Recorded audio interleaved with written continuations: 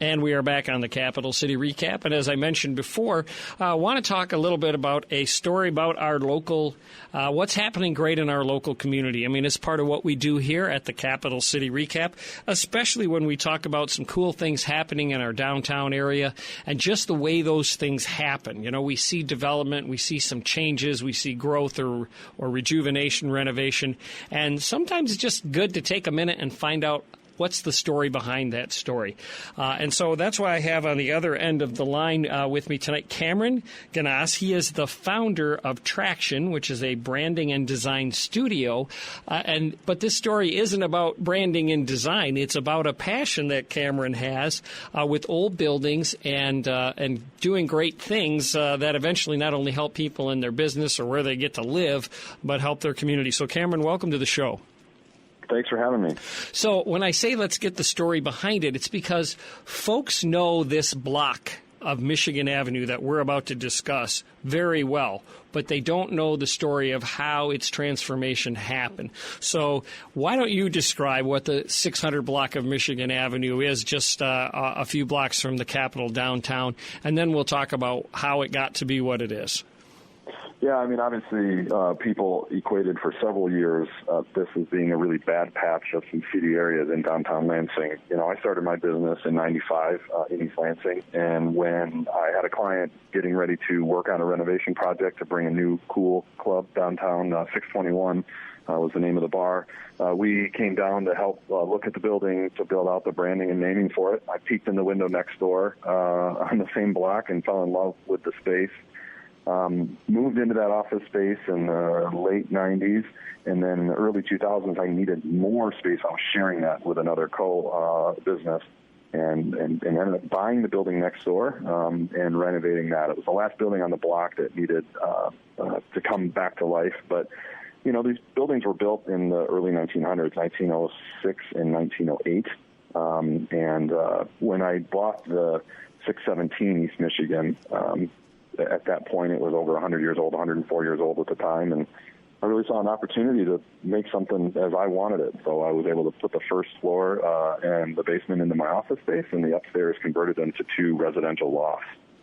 Okay, so what for our listeners here, we're talking about the block basically between the ballpark on the north side of Michigan Avenue, between the Lognuts ballpark and what used to be Clara's, that strip there. The Lansing Rescue Mission is on it, and so forth. And this is the block you're talking about.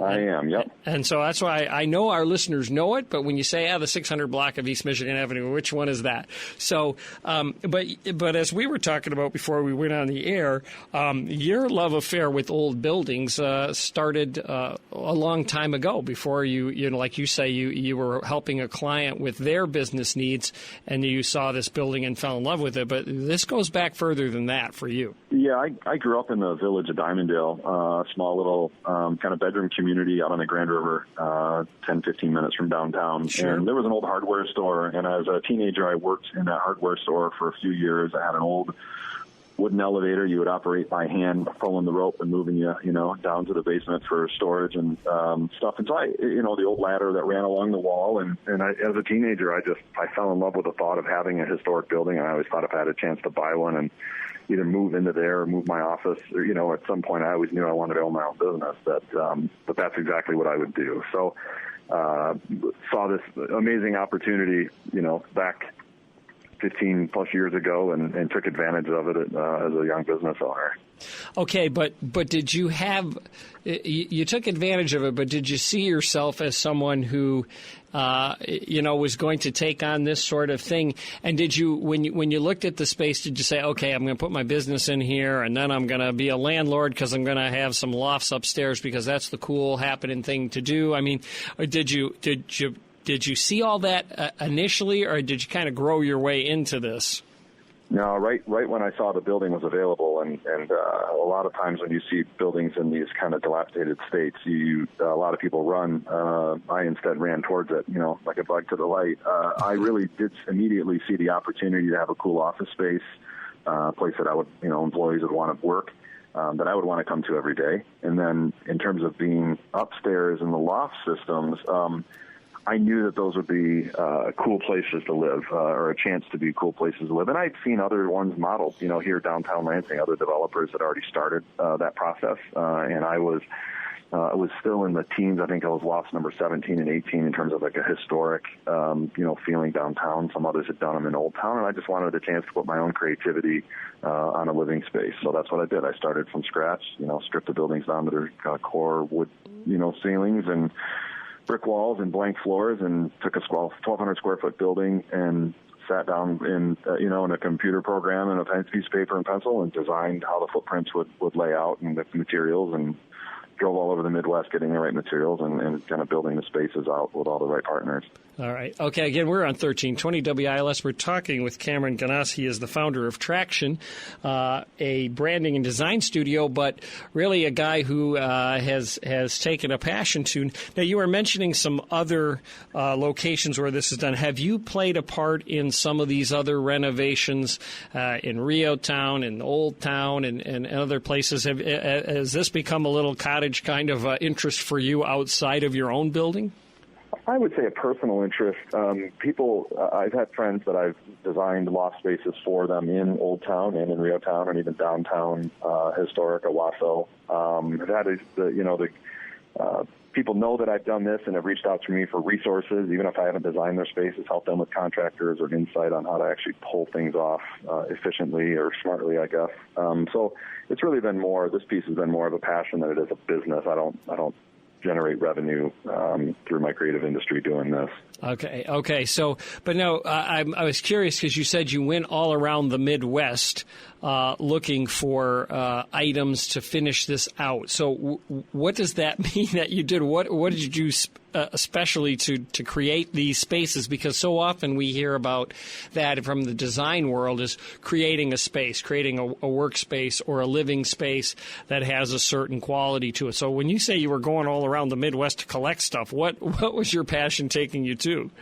Well, some of it was collecting ideas, from downtown Cincinnati to, hitting IKEA in Chicago before there was one here in Michigan. Downtown Detroit, I've always been in love with that. Flint. There's obviously lots of great historic, communities here in the Midwest that I would go and visit other people that have brought these spaces to life. And as I was looking for inspiration for my office space and the residential lofts, I was making those trips. Plenty of road trips that were already in the plans for chasing kids with sports, and fitting everything in between. It was a good fun exercise to be a part of. Okay, so if somebody else, as you mentioned, you had some friends and others, if somebody else is doing that same thing, they're driving along someplace in the core of a city somewhere, and they're seeing an old building, and they're going, boy, wouldn't that be cool if that had some business on the ground level and some apartments upstairs and that?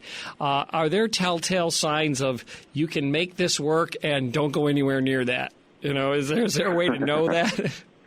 Boy, I was so young when I started this project. I probably could have bought smarter right in a different time in the market. I bought as the market was beginning to rise, or I should say maybe it had already risen a little bit with prospectors, grabbing buildings. So there's probably, in real estate, you only make money when you buy. In my first building, I didn't, but the subsequent ones I have. So I think it's all about timing for the space, but I also have been to some great buildings in some parts of towns that are way, way ahead of their time, and that's really when it's probably the smartest to do it. But really, you either make a decision, you're doing it for business or you're doing it for passion, and you just have to make sure that you're rolling the dice and doing it the right way. Now, if there's already you're in a part of town where there's a lot of restaurants and fast food places, like a Taco Bell or something right next door, you certainly probably avoid those if you're trying to make something cool or a place, a destination where people want to move to. But if you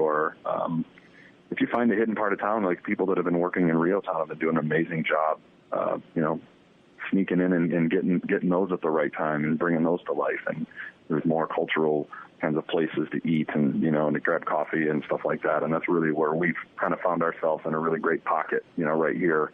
We have a brand new bistro right next door. We've got some great coffee shops and a new distillery right through the alley, with Rick's Place at American Fifth there. And so I think we're seated in a really good spot and we found the right place to to offer a great place to live, really. Yeah, and I guess that's my question is, too, is that part of the formula, is doing that mixed use? So, again, it's about this creating place or creating space. That's a key thing that if you're looking at it, it might be hard to say, oh, you're going to be able to put another business upstairs. This old building, you have to think about accessibility and elevators or things like that. But if you really see it as, hey, this is a great mixed-use opportunity because, as you say, there's some restaurants here, or there's some other attractions that make for that. Is it the combination mixed use that's an important part of the formula when you look at these old buildings? I think for somebody like me, there is. Again, you either approach us from the passion model or the investor model.